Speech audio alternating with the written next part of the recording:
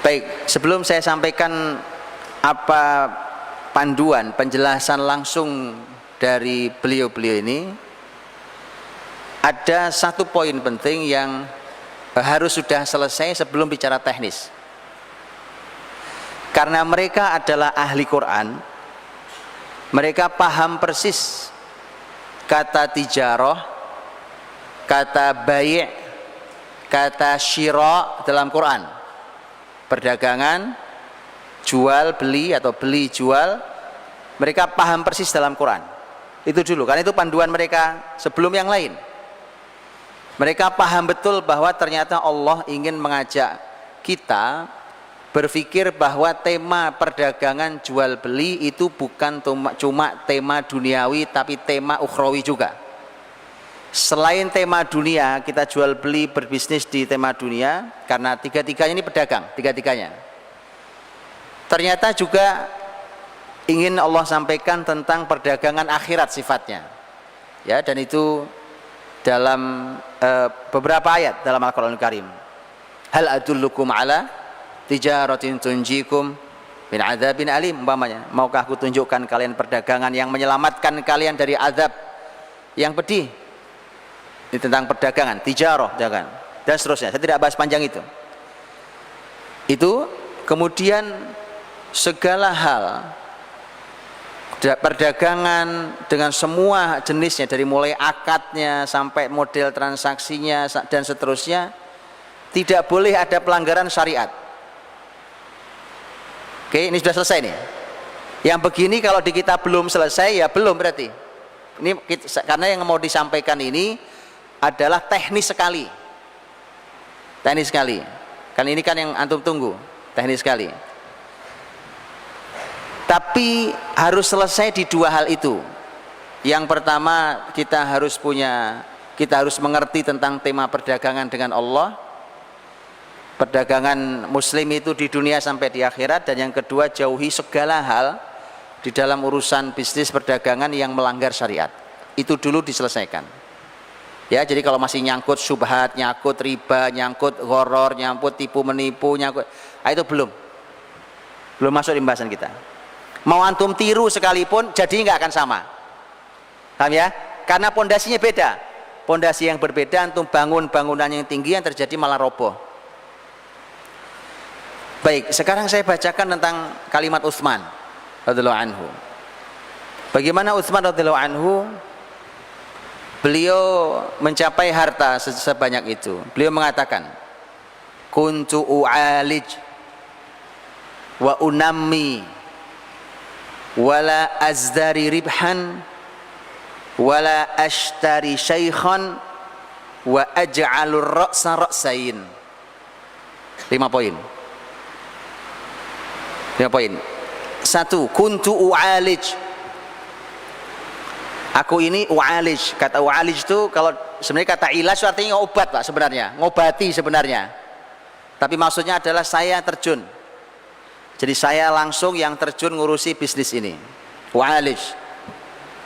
Nanti kita jelaskan. Wa unammi, kata unammi, nama itu artinya mengembangkan, menumbuhkan, mengembangkan, dan saya mengembangkannya.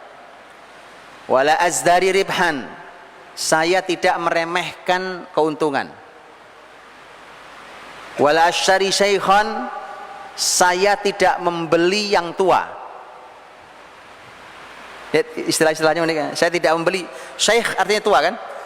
Wala asyari syaikhan, saya tidak membeli yang tua. Wa aj'alur ra'sa ra'sain, dan saya jadikan satu modal jadi 2 modal. Dah 5, paham? Kalau paham saya pindah ke yang lain. Ini resepnya Utsman. Kalau gitu kita masuki sedikit-sedikit. Kuntu u'alij dijelaskan oleh para ulama, artinya adalah bahwa Utsman radhiyallahu anhu dalam bisnisnya tidak mewakilkannya pada orang lain. Saya langsung yang tangani, saya langsung yang mengurusinya, saya terjun langsung di bisnis ini. Artinya apalagi di awal-awal bisnisnya, maka Utsman itu langsung terjun sendiri, tidak diwakilkan pada orang lain, tidak dari awal sudah sibuk gaji orang, maka semua di tangannya sendiri. Sehingga dia akan punya banyak kelebihan, punya pengalaman. Karena penting seorang pemimpin ketika dia punya pengalaman, maka bahkan nanti ketika dia punya anak buah banyak, dia tahu gelagat sekecil apapun dia tahu. Kan begitu, karena dia punya pengalaman. Saya pernah seperti kamu juga, ya kan? Bahkan dari sejak nol saya seperti kamu, tahu. Saya tahu kamu gelagatnya mau ngapain, saya tahu. Selain punya interaksi dengan banyak orang, karena orang berdagang jual beli, kalau dia tangani sendiri, dia punya pengalaman dan dia punya interaksi dengan siapapun, umpamanya dengan pembeli atau dengan penjual lain dan seterusnya. Itu kata u'alij. Jadi saya langsung yang terjun, yang menanganinya. Satu. Yang kedua kata Utsman, wa unammi, dan saya yang menumbuh kembangkan bisnis ini. Penjelasan para ahli ilmu adalah kalimat ini maksudnya adalah keuntungan yang saya dapatkan tidak saya nikmati semua, sebagiannya saya kembalikan jadi modal supaya semakin membesarkan, semakin mengembangkan, semakin menumbuhkan bisnis ini, bahkan saya bisa merambah ke dunia yang lain. Jadi keuntungannya tidak diambil semuanya. Dan ini menarik sesuai dengan hadis Nabi Shallallahu Alaihi Wasallam ketika Nabi menceritakan dalam hadis tentang seseorang yang kebunnya dengan ajaib dihujani oleh Allah, sementara kebun kanan kirinya tidak dihujani. Ya, maka kemudian ditanyakan kepada si pemilik kebun, memang apa istimewanya Anda? Orang lain tidak dapat hujan kebunnya, tapi kebun Anda dihujani sendiri. Dia mengatakan setiap hasil panen saya bagi tiga. Saya bagi tiga, jadi selalu sepertiga, sepertiga, sepertiga. Ya, sepertiga saya nikmati hasilnya, termasuk umpamanya untuk operasional apa, dan termasuk yang saya nikmati. Sepertiga saya kembalikan jadi modal. Ini pembahasan kita. Sepertiganya saya kembalikan jadi modal lagi sehingga makin besar. Sepertiganya saya sodakohkan. Nah, sodakohnya sepertiga. Ya, ini menarik. Ayo sodakoh sepertiga. Itu perusahaan Anda akan dihujani berkah oleh Allah di saat perusahaan yang lain yang semisal tidak ada hujannya. Sepertiga. Baik. Wa unammi, kata Utsman, saya kembangkannya tadi. Di antaranya maknanya adalah bahwa sebagian hasilnya dikembalikan ke modal. Seperti kisah Nabi. Ini kan kisah-kisah ini diceritakan kepada para sahabat. Jadi para sahabat itu menjadikan kisah itu jadi inspirasi mereka, jadi ide mereka. Yang ketiga, wala azdari ribhan, saya tidak pernah meremehkan keuntungan. Apa artinya? Artinya ternyata nanti kita akan jumpai kalimat yang maknanya semisal di Abdurrahman bin Auf di tema ini. Untung sekecil apapun saya ambil. Jadi saya tidak pernah menunggu untung yang besar. Nanti ada kalimat semisal yang disampaikan oleh Abdurrahman. Jadi saya tidak menunggu untung besar, saya tidak pernah meremehkan keuntungan, itu maksudnya. Walau kecil saya tidak pernah meremehkannya. Ya cuma kecil, nggak ada. Selalu ini menjadi syukur saya, sekecil apapun keuntungan. Karena untung. Masya Allah, orang lain rugi, saya untung. Walau kecil untungnya. Lihat barokahnya. Dan ini hadirin juga menentukan tentang berapa besaran seseorang boleh mengambil keuntungan. Kalau ditanya secara hukum fikih berapa besarannya seseorang boleh mengambil keuntungan, para ahli ilmu mengatakan tidak ada batasannya. Boleh, antum punya modal, antum lipatkan menjadi 100%, 200%, 300%, boleh. Tapi ada satu kalimat yang kalau Nabi katakan, sahabat pasti akan berhenti di kalimat itu. Itu kebiasaan sahabat. Memang begini harus dilatih, termasuk harus dilatih. Rasul sallallahu alaihi wasallam menyampaikan rahimallahu mra'an samhan idza ba', samhan idza ishtara, samhan idza qada, samhan idza iqtada. Allah merahmati. Wah, kalau sudah Nabi katakan Allah merahmati, dikejar sama sahabat, Pak. Ini apa yang Allah rahmati? Begitu ya. Nah, ini kenapa menjadi konsep. Allah merahmati seseorang yang lapang saat menjual, lapang saat membeli. Ini maknanya adalah, di antara maknanya adalah, kalau Anda menjual, kan waktu saya jualan, saudara saya datang mau beli barangnya. Beliau punya uang, saya perlu uang dia. Saya perlu uang dia, dia perlu barang yang saya punya.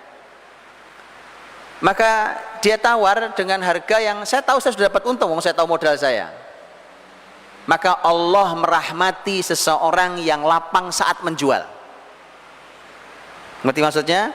Lapang saat menjual. Artinya sudah antum ambil. Saya sudah untungnya, walaupun kecil saya sudah ada untungnya. Nah, ini yang bikin berkah, Pak. Karena dirahmati Allah Subhanahu wa taala. Dan ini ternyata konsepnya Utsman.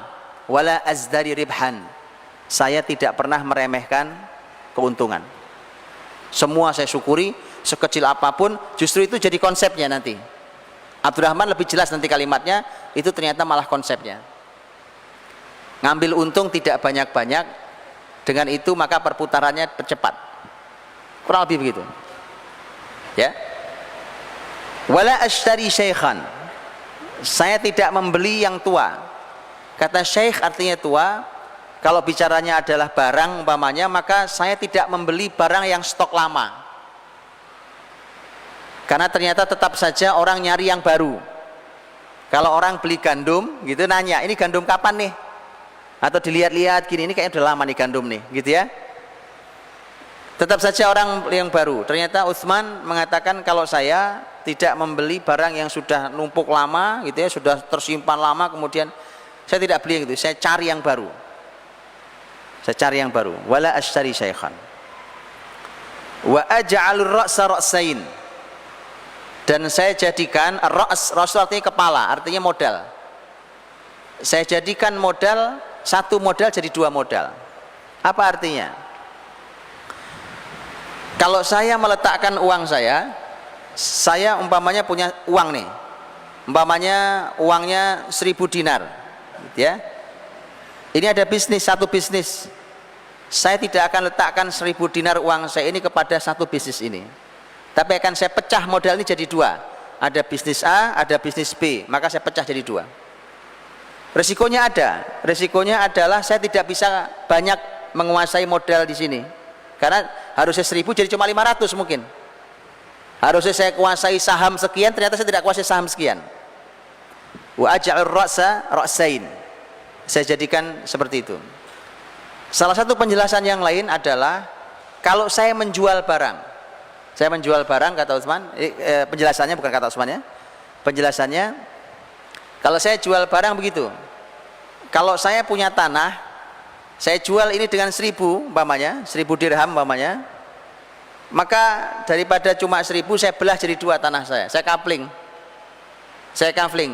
Dengan dua kapling siapa tahu jadi 1500 totalnya. 750. Jadi 1500, saya untung 500. Gitu. Itu wa aj'alur ra'sa ra'sain. Saya jadikan modal saya jadi pecah jadi dua. Jadi tidak satu. Karena kalau tadi ada risikonya, kalau ternyata yang bisnis yang ini rugi, hilang uang saya semua. Tapi kalau dua begini, maka yang ini rugi, saya mungkin masih untung di sini, bahkan mungkin bisa menutup yang sini. Ya, jadi dibuat beberapa opsi. Itu Utsman radhiyallahu anhu.